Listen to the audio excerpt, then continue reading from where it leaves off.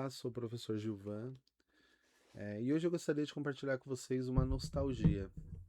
Enquanto arrumava os meus livros, esse livro me saltou aos olhos e eu peguei em mãos e fui tocado por uma nostalgia, né, dos meus tempos de igreja evangélica. Os fogos que vocês estão ouvindo é porque daqui a pouco começa o jogo do Japão.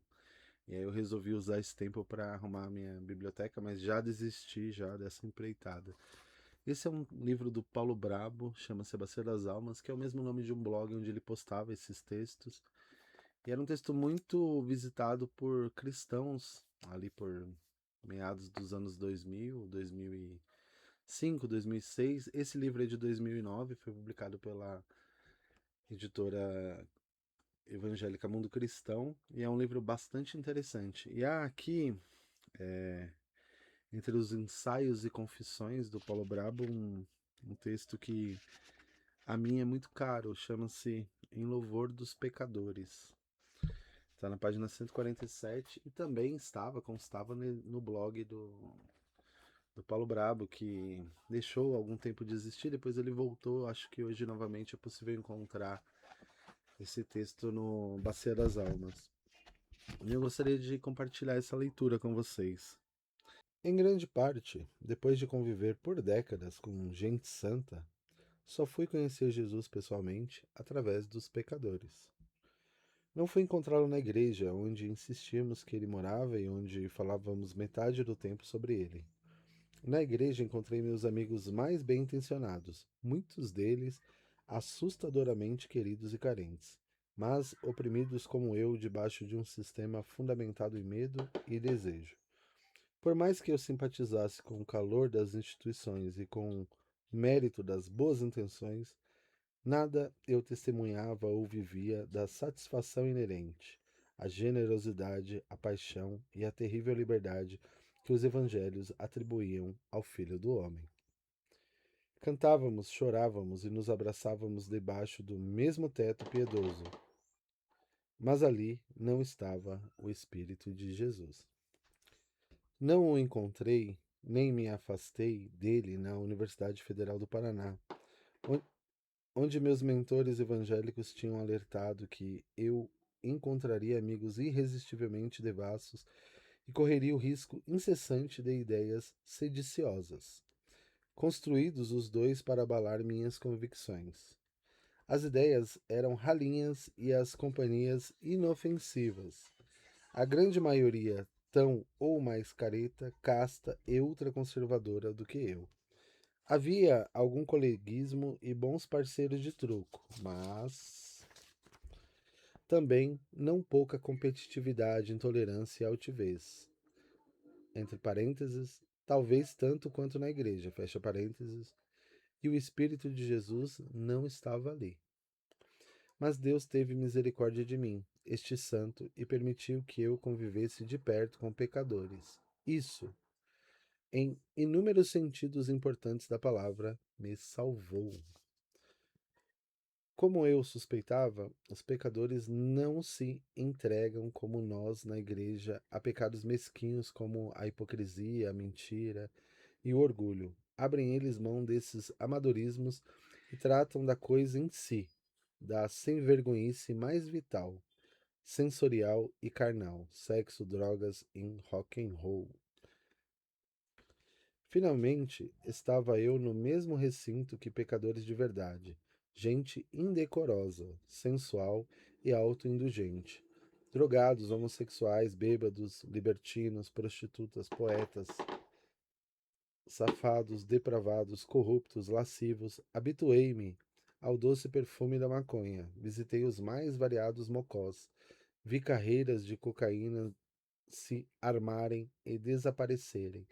Sentei-me ouvindo Janis Joplin numa sala que eu visitava pela primeira vez, olhando para um homem dormindo onde acabara de cair, enquanto um casal transava e curtia drogas no quarto ao lado e outros faziam churrasco lá atrás. Comprei camisinhas que não eram para mim, ajudei a pagar um tolete quando o dinheiro faltou. Visitei bares gays porque estavam na moda e meus amigos sabiam por isso que lá seria mais fácil descolar uma pedra de fumo ou, paradoxalmente, uma garota. É natural que, fora uma cervejinha ou outra, me mantive sóbrio e castro durante todo esse período. Não que naturalmente fizesse diferença. Mantive-me um santo, um carola, amado ternamente por eles, apesar disso, entre pecadores. Eu me sabia mais ou menos resistente às seduções da carne e talvez estivesse ainda sustentando a ilusão de que poderia fazer diferença no meio daquela pobre gente. Talvez estivesse procurando mais um motivo extravagante para me orgulhar, de ser capaz de manter minha integridade à prova de balas, mesmo convivendo com os mais baixos e corrompidos.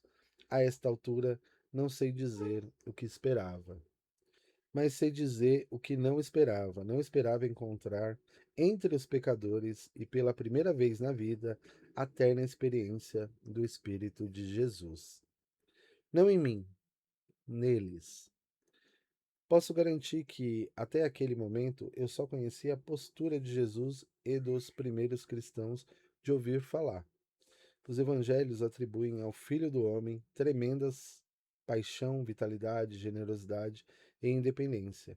O livro de Atos e as cartas falam de cristãos que, entre aspas, tinham tudo em comum, fecha aspas, e, abre aspas, eram de um só coração, fecha aspas.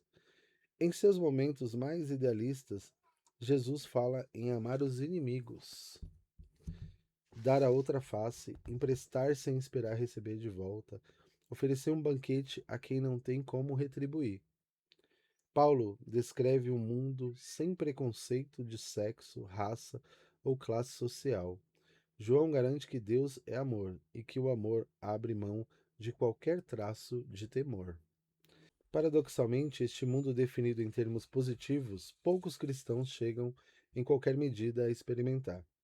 Escolhemos nos definir não por essas qualidades afirmativas, aquilo que o apóstolo chama de fruto do Espírito, mas pelo que é negativo e paralisante e opressor contra os outros e nós mesmos: a culpa, a mesquinhez, a repressão, a neurose, a negação, o niilismo.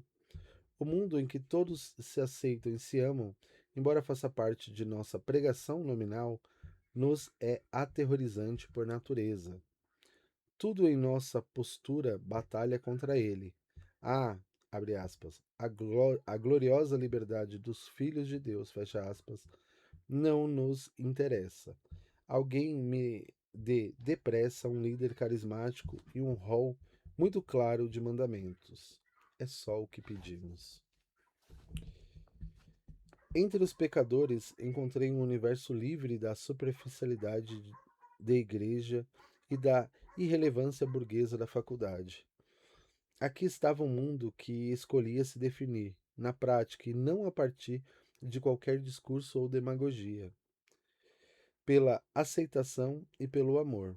Aqui estava gente que tinha tudo em comum, até mesmo onde está Mamon, a tua vitória, o dinheiro. Gente que ignorava rótulos de classe, sexo e conta bancária para se tratar como gente no sentido mais fundamental da coisa. Gente que se recusava a ser manipulada pelo desejo e pelo temor, e o fazia entregando-se a um e mandando as favas o outro. A comunhão que experimentam descobrir não tem limites. Sua generosidade, que não espera recompensa, que não o instante, não tem paralelo. Os pecadores abrem suas portas uns aos outros a qualquer momento do dia ou da noite. Repartem sua droga, seu dinheiro, sua casa e seu pão sem nenhum trâmite ou transação, seja com um irmão importuno, seja com o desconhecido que acabam de tropeçar. Emprestam terrivelmente sem esperar receber de volta. Carregam quem precisa ser carregado. Descolam um trampo para quem precisa. Tiram a camisa para quem vomitou na roupa. Emprestam a chave do carro para quem não tem onde fumar. Providenciam o apartamento de alguém na praia para que o que foi expulso de casa. Repartem sem chiar ou cobrem o tanque de gasolina. Trabalham tanto para os outros quanto para si. Acolhem com graça incondicional. São compassivos até para com os que não os toleram. Longânimos com os que todos já decidiram ser melhor rejeitar. convivem sem traumas com a consciência, apavorante para nós de que não são melhores que ninguém. Entre os pecadores não transita apenas a legitimidade de quem se recusa a ter o que esconder. Rola, senhoras e senhores, um amor, e tão forte que lança fora todo medo. São gente boa no sentido afirmativo da coisa, gente sensualista, mas raras vezes desonestas. Autoindulgente, mas sempre generosa. Pecadora, mas não proselitista. Matam-se, mas o que fazem pelos outros é só resgatar. Morrem, mas abraçados. Não é difícil entender por que Jesus curtia tanto a companhia dos pecadores e não escondia seu orgulho em associar-se a eles. A integridade existe e a verdadeira comunhão não é uma impossibilidade. Os pecadores legítimos não as desconhecem. Louvados sejam nas alturas os grandes pecadores, porque uma porção fundamental de Jesus sobrevive na terra apenas através deles.